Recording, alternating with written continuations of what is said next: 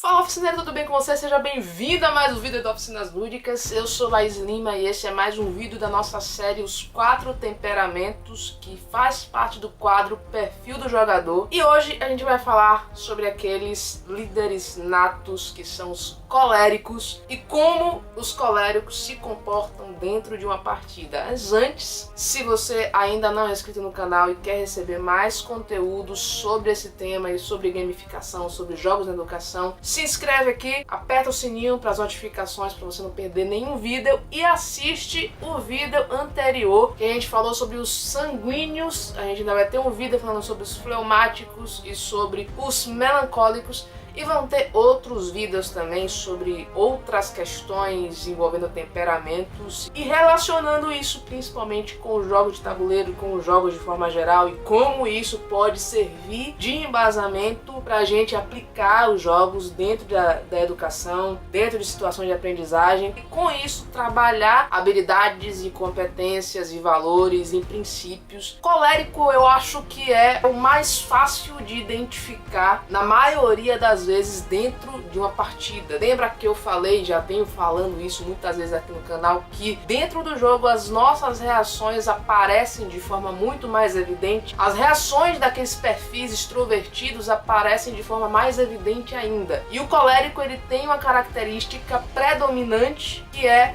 a liderança. Assim como no sanguíneo, a palavra característica é expansivo, aqui a palavra característica do colérico é liderança, mas sempre lembrando que isso é apenas uma tendência, não quer dizer que todo colérico vai ser assim, não quer dizer que todas as características que eu vou falar aqui vai estar todas elas dentro de uma pessoa só. E durante a nossa vida a gente vai evoluindo, sabendo lidar com o nosso próprio comportamento, com a nossa própria personalidade, melhorando algumas coisas e tentando trabalhar outras dentro dessa personalidade. O elemento que simboliza colérico é o fogo. O sanguíneo era simbolizado pelo ar. Também, como o ar se expande muito fácil, mas ele é mais destruidor.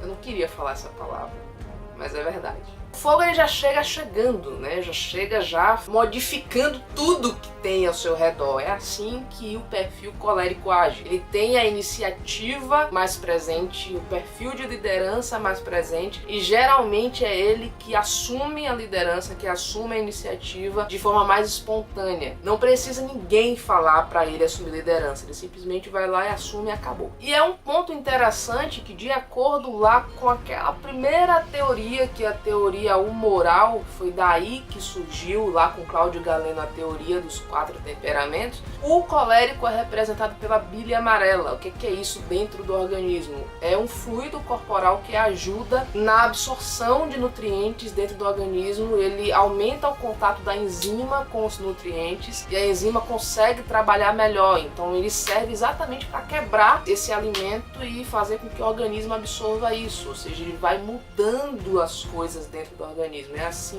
que o colérico age também dentro do mundo, dentro da sociedade. Expansivo também, assim como o sanguíneo, mas ele assume mais a liderança. É um perfil criativo, argumentador, que não leva desaforo para casa, que tá sempre perguntando por quê, para ele tem que estar tudo muito bem explicado. E é um ótimo planejador. É uma pessoa que também é muito otimista. Gosta de ter ideias e de colocar essas ideias em execução. É um executor nato, além de planejador. E é muito intenso em tudo que faz. É o verão que representa ele. Então, se você imaginar como o verão é quente, intenso, quando o verão chega para ficar, principalmente aqui em Salvador, né? Por exemplo, eu estou suando bicas. Ele é intenso em tudo que ele faz. Por outro lado, assim como a gente sabe que todo excesso é prejudicial, por essa intensidade, por sempre tender a assumir a liderança, o colérico também tem dificuldade com autoridades, dificuldade de ser liderado. Se tiver 2 coléricos, pode ter certeza que os 2 vão entrar em conflito ali.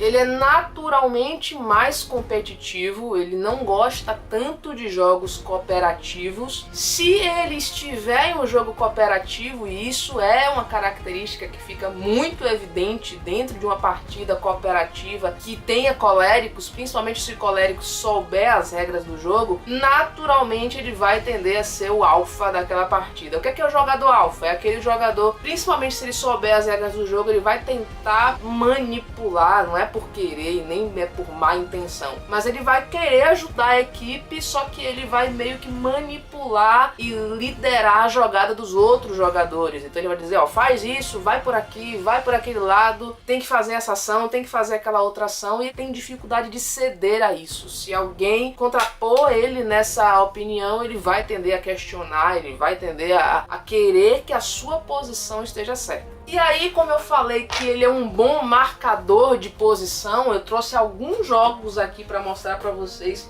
de que forma o colérico age. O primeiro que eu trouxe é o Guerra dos Tronos. Guerra dos Tronos eu acho que é a representação do perfil colérico. Lógico que tem vários perfis aqui dentro de Game of Thrones, mas eu acho que é o jogo que mais representa esse perfil no sentido competitivo de ser. Se um colérico tá jogando Guerra dos Tronos, meu irmão, espere muita competição aqui. E outro estilo de jogo que também tem em Game of Thrones, aqui eu trouxe a caixa do card game, mas ele fica muito mais evidente dentro do board game, que é um jogo de controle de área. Jogos de influência e de controle de área são muito característicos e muito naturalmente o colérico ele pode gostar desse tipo de jogo. Por quê? Porque é um jogo de marcação de posição. E o colérico tá o tempo todo tentando marcar a posição dele, tentando deixar o rastro dele no mundo, através da liderança, através de jogadas muito estratégicas. Então o colérico ele vai gostar de jogos de influência, de controle de área. E aqui eu trouxe dois tipos diferentes de jogo, um mais leve,